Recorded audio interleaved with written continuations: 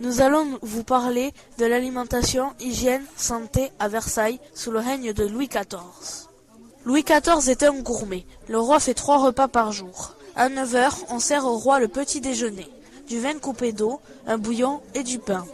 À 13 heures, on lui sert le déjeuner. À 22 heures, on lui sert le souper. Il y a 3 services.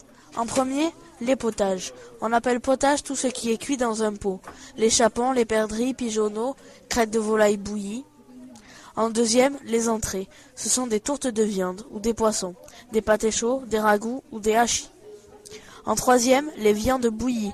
Pièces de bœuf, mouton, chapon, veau ou poulet. En quatrième, le rôt. Ce sont des viandes rôties. Chapon gras, poulet, pigeonneaux, perdrix.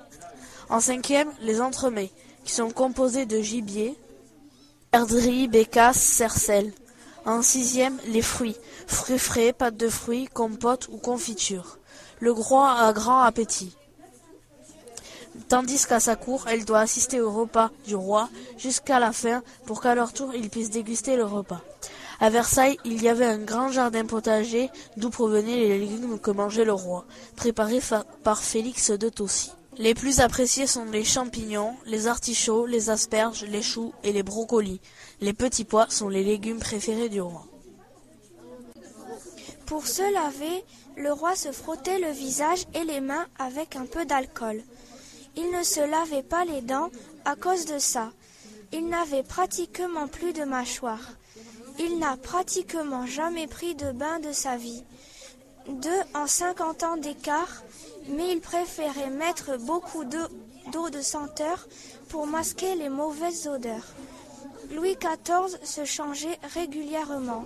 Cela était un signe de propreté et de richesse. Ses domestiques l'aidaient à se changer. Le roi dégageait une odeur qui était difficile de supporter pour son entourage. La cour n'utilisait pas ou peu d'eau, surtout l'eau chaude, car elle est suspecte. Il pensait qu'elle pouvait s'introduire dans la peau et provoquer maladie et fragilité. Elle fragilise le corps. Louis XIV a vécu très longtemps et a eu beaucoup de problèmes de santé, dont en 1686, Louis XIV souffre d'une infection du fessier. Cette blessure préoccupe toute la cour.